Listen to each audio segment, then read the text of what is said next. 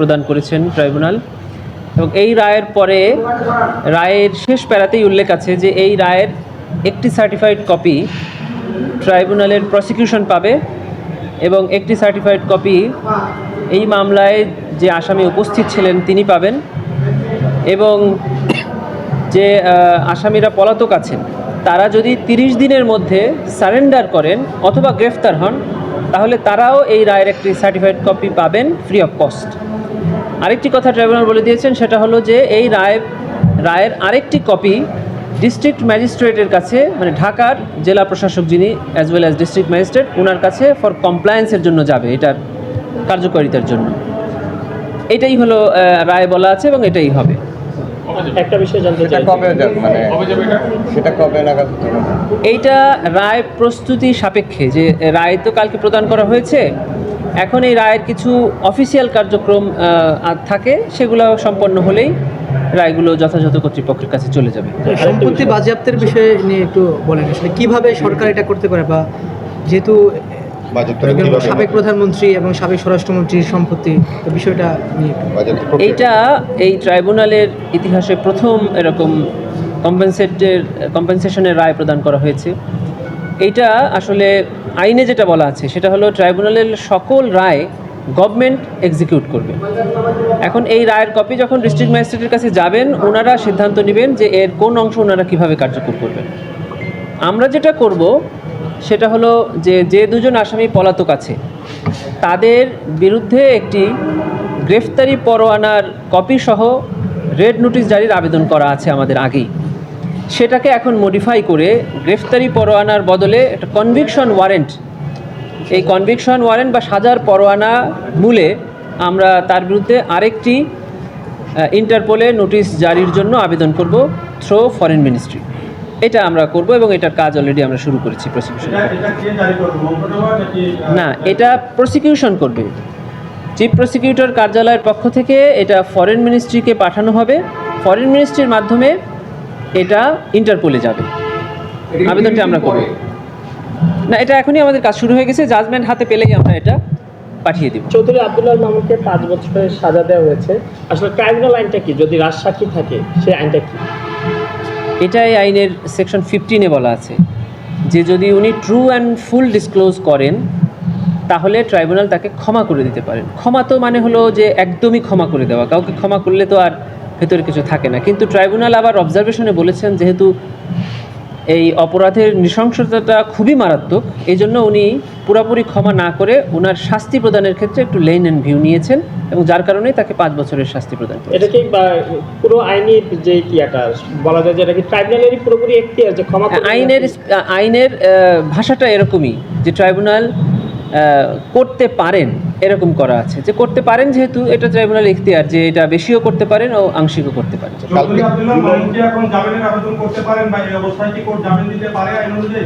ট্রাইব্যুনালে ওনারা আর কেউ কিছু চাইতে পারবেন না, ট্রাইব্যুনালের সাথে ওনাদের সম্পর্ক শেষ। এখন ট্রাইব্যুনালের কাছে ওনারা শুধু এই মামলার সার্টিফাইড কপি চাইতে পারবেন, সাক্ষীর জবানবন্দি সার্টিফাইড কপি চাইতে পারবেন, বা যে সকল নথি আছে তাই চাইতে পারবেন। ওনাদের এখন যত চাওয়া সেটা আগামী 30 দিনের মধ্যে অ্যাপিলেট ডিভিশনে, সেখানে গিয়ে ওনারা অ্যাপিল ফাইল করতে পারবেন, অ্যাপিল ফাইলিং অবস্থায় জামিন চাইতে পারবেন। আচ্ছা, কালকে আমরা দেখেছি যে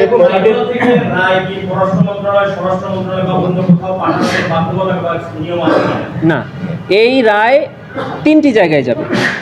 একটা হলো প্রসিকিউশন অফিস, একটা হলো উপস্থিত আসামির কাছে, আর একটা হলো ডিস্ট্রিক্ট ম্যাজিস্ট্রেটের কাছে। এই 3টি জায়গায় ছাড়া আর কোথাও এই রায় যাবে। আরেকটা বিষয় হচ্ছে যে কালকে আমরা দেখেছি যে সাবেক প্রধানমন্ত্রী এই রায় দেওয়ার পরে একটা বিবৃতি দিয়েছেন, বিভিন্ন গণমাধ্যমে সেটা এসেছে যে এই রায়টি রাজনৈতিক উদ্দেশ্য প্রণোদিত প্রহসনের একটি রায় এবং ভিত্তি না, এবং তিনি আত্মপক্ষ সমর্থনের সুযোগ পায়। আদালতে তারা চ্যালেঞ্জ করবে হাইকোর্টে। আচ্ছা, এই ব্যাপারে প্রসিকিউশনের বক্তব্য হলো যে আমরা ওনার এই বক্তব্যকে স্বাগত জানাই। তার মানে উনি এই রায় এবং এই প্রসিডিং সম্পর্কে জানতেন। এখন ওনার জন্য সুযোগ হলো আগামী 30 দিনের মধ্যে উনি সারেন্ডার করে অ্যাপিলেট ডিভিশনে অ্যাপিল ফাইল করবেন এবং অ্যাপিলে ওনার এই সকল কথা বলবেন। অ্যাপিলেট ডিভিশন যথার্থ ন্যায় বিচার করবেন দুই পক্ষকে শুনে। আমরা অ্যাপিলেট ডিভিশনে চ্যালেঞ্জ দিতে হবে। অ্যাপিলেট ডিভিশনে আইনটা তো চ্যালেঞ্জের কোনো সুযোগ নাই, মানে কনস্টিটিউশন দ্বারা গ্যারান্টেড। আর এইটা তো আইন সুযোগের যাবেন কেন? ওনার বিরুদ্ধে যে জাজমেন্টটা দেওয়া হয়েছে সেটা এখনও 29 দিন সময় আছে। আজকের দিন ধরলে 30 দিন সময় আছে ওনার অ্যাপিলেট ডিভিশনে ওনার রায়কে চ্যালেঞ্জ করা। উনি সেখানে যাক, প্রসিকিউশন তখন ওখানে গিয়ে সকল জবাব দিবে। কিন্তু ওনার এই বক্তব্যটাকে কিভাবে ব্যাখ্যা করছেন, যে উনি যে বলছেন যে রাজনৈতিক উদ্দেশ্য প্রণোদিত, আসলে কি তাই হয়েছে? অবশ্যই না, কারণ আমাদের ট্রাইব্যুনালের বিচার এতই স্বচ্ছ হয়েছে যে আমরা চ্যালেঞ্জ দিয়েছি যে পৃথিবীর যে কোনো আদালতে এখানে যে মানের ডকুমেন্ট এবং এভিডেন্স দেওয়া হয়েছে সেটা যদি সেই সব আদালতে দেওয়া হয়, সকল চ্যালেঞ্জ উতরিয়ে যাবে এবং এখানে যে রায় প্রদান করা হয়েছে, যে শাস্তি দেওয়া হয়েছে সেই শাস্তি ওখানেও দেওয়া হবে। এটা আমরা চ্যালেঞ্জ করেছি।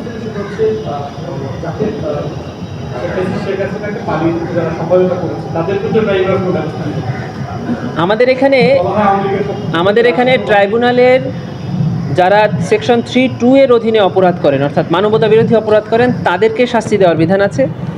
আর একটা বিধান আছে যারা ট্রাইব্যুনালের প্রসিডিংসকে বাধাগ্রস্ত করেন, অর্থাৎ কন্টেম্পট অফ কোর্ট করেন। এই দুইটা কার্যক্রমের বাইরে আর কোনো ব্যাপারে ব্যবস্থা নেওয়ার সুযোগ এই ট্রাইব্যুনাল আইনে নাই। অর্থাৎ ওইটা আমাদের এখানে কন্টেম্পট অফ কোর্টের মধ্যে পড়বে। গতকাল জুলাই যোদ্ধা এবং তাদের পরিবারের সদস্যরা যে করেছে যে জজী আব্দুল্লাহ মামুনের যে 5 বছরের সাজা, সেই সাজাতে তারা সংক্ষুব্ধ, তারা প্রতিক্রিয়া জানিয়েছেন যে এর বিরুদ্ধে তারা আপিল করতে চান। তো এই আসলে মানে আচ্ছা, আমাদের বিজ্ঞ চিফ প্রসিকিউটর স্যার প্রথম থেকে একটা কথা বলতেন যে আমরা ট্রাইব্যুনালে এমন একটি বিচার এবং এমন একটি প্রসিডিংসে অংশগ্রহণ করতে চাই যাতে দুপক্ষই বলবে ন্যায় বিচার হয়েছে, বাদী পক্ষ এবং ভিকটিমরাও বলবে ন্যায় বিচার হয়েছে এবং আসামি যারা আছে তারাও বলবে ন্যায় বিচার হয়েছে। এখানে চৌধুরী আব্দুল্লাহ আল মামুন সাহেব একজন আসামি, তার বিরুদ্ধে একটা শাস্তি প্রদান করা হয়েছে। এখন এই মামলায় 3টা পক্ষ অ্যাপিল করতে পারে। একটা হলো আসামি পক্ষ, একটা হলো প্রসিকিউশন, আর একটা হলো যারা আরেকটা হলো গভর্নমেন্ট বা যারা কমপ্লেইনেন্ট এখানে বলা আছে। তো এরা যদি চায় আইন অনুযায়ী 30 দিনের মধ্যে অ্যাপিল ডিভিশনে যেতে পারবে। গতকালকে যখন রায় দিচ্ছিল তখন রায়ে আওয়ামী লীগ, যুবলীগ, ছাত্রলীগ সম্পর্কে বেশ কিছু অবজারভেশন এসেছে, যদিও আদালত বলেছেন যেহেতু এই সংক্রান্ত কোনো আবেদন বা এটি অন্য সেপারেট মামলা, সে বিষয়ে তারা কোনো মতামত বা কোনো মন্তব্য করেননি। আর আওয়ামী লীগের বিচারের জন্য তো একটা মামলা চলছে, তাহলে কি আপনাদের মনোযোগটা এখন আওয়ামী লীগের বিচারের দিকে যাবে? হ্যাঁ, আমাদের মনোযোগটা প্রথমে থাকবে এখন যে ট্রাইব্যুনালে যেগুলো সাক্ষ্য চলছে সেগুলো যেন দ্রুত সাক্ষ্য শেষ করে আমরা রায়ের দিকে নিতে পারি।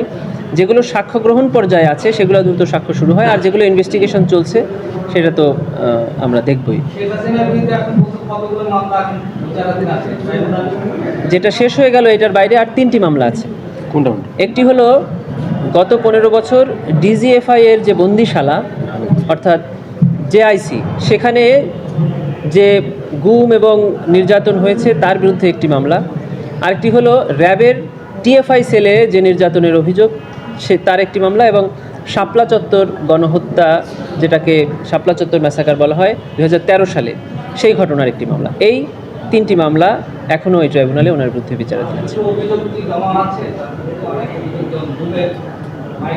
আর ওগুলো সব অলরেডি, আপনি যেগুলো বলছেন সেগুলো অলরেডি ট্রাইব্যুনালে ফর্মাল চার্জ দাখিল হয়েছে, যেটা জেআইসি এবং টিএফআই এর মামলা আমরা বলি, সেগুলাই হলো আপনি যাদের নাম বলছেন সেই সকল ভিক্টিম একসাথে দিয়েছেন। আরেকটি অভিযোগ আমাদের এখানে আছে যেটি আমরা এখনও তদন্তে প্রাথমিকভাবে পাঠাইনি, সেটা হলো 2009 সালে যে বিডিআর হত্যাকাণ্ড হয়েছিল সেই অভিযোগটা আমাদের কাছে আসছে। আমরা এটা এখনও তদন্তে এগোয়নি, কারণ গভর্নমেন্টের একটা সেপারেট কমিশন হয়তো বা করার কথা আছে বা করেছেন, সেজন্য আমরা এটাকে আপাতত প্রসিড করছি। আওয়ামী লীগ, ছাত্রলীগ, যুবলীগ নিয়ে যে অবজারভেশনটা, এটি তদন্তে কাজে লাগবে কিনা? যে তদন্ত, হ্যাঁ নিশ্চয়ই। উনি বলেছেন যে প্রসিকিউশনের পক্ষ থেকে আওয়ামী লীগ তার আওয়ামী লীগ সংগঠনের বিরুদ্ধে ফর্মাল চার্জে আমরা আবেদন করেছিলাম। কোর্ট সাক্ষীর জবানবন্দিতে তার কিছু কিছু প্রাইমি ফেসি কেস পেয়েছেন, অবজারভেশনও দিয়েছেন, কিন্তু ওনারা কোনো ডিসিশন বা ওপিনিয়ন দেননি, কারণ যেহেতু এটা এই মামলার ইস্যু না, এটা বলেছেন। ঠিক আছে, শেখ হাসিনা নিজের দিনের মধ্যে যদি না আসে, ধরেন 3 মাস পরে যদি আসেন, সেই ক্ষেত্রে আপিলের বা ইয়ের নিয়মটা কি হবে? আচ্ছা, আমাদের দেশে ক্রিমিনাল জাস্টিস সিস্টেমে 2টি সিস্টেম। একটা হলো যে সকল আইনে অ্যাপিলের সময়সীমা বর্ণনা করা নাই, সেই সকল আইনের অ্যাপিলের সময়সীমাটা নির্ধারণ হয় তামাদি আইন অনুযায়ী। তামাদি আইন অনুযায়ী যে সকল অ্যাপিলের সময়সীমা নির্ধারণ হয় সেখানে অ্যাপিলের টাইম পার হলেও তামাদি আইনের 5 ধারায় এই ডিলেটা কন্ডোনেশনের সুযোগ আছে। অর্থাৎ পেনাল কোডে যদি কাউকে শাস্তি প্রদান করা হয়, সে মানে নির্ধারিত সময়ে আপিল না করলেও পরবর্তীতে এসে আপিল এই তামাদি মৌকুফের আবেদন করতে পারে। কিন্তু স্পেশাল লগুলোতে যেখানে তামাদির সময়টা ওই আইনের মধ্যেই বলা আছে অ্যাপিল ফাইলিংয়ের, এই পিরিয়ডটা পার হলে আর এই ডিলে কন্ডোনেশনের কোনো সুযোগ নাই। অর্থাৎ এই 30 দিন পার হয়ে গেলে এই 30 দিনের পরবর্তী যে অতিরিক্ত দিনগুলো সেগুলো ক্ষমা করার আবেদনেরই আর কোনো সুযোগ নেই। গভর্নমেন্ট এটি তখন কার্যকর করবে। মানে যা করার 30 দিনের মধ্যে করতে হবে শেখ হাসিনা কামালকে। আইন অনুযায়ী তাই হবে। 30 দিন পার হয়ে গেলে তারা গ্রেফতার হলে রায় কার্যকর কিন্তু করবে। তারা যদি আপিল করে, আপিল বিভাগকে সুযোগ নাই, তারা ইচ্ছে করলে এইটা হলো নিতে পারে। অ্যাপিলেট ডিভিশনের একটা অথরিটি আছে কমপ্লিট জাস্টিস করা, আইনে নাই কিন্তু ওনারা কমপ্লিট 104 জাস্টিসের জন্য এটা করলেও করতে পারেন। কিন্তু আইনে পরিষ্কার করা আছে যে যদি কোনো স্পেশাল লয়ে অ্যাপিলের সময়সীমা নির্ধারণ করা থাকে, ওইটা পার হয়ে গেলে আর এই সময় মৌকুফ করা হবে না। 104 ইচ্ছা করলে নিতেও পারে। কমপ্লিট জাস্টিস সেটা আলাদা।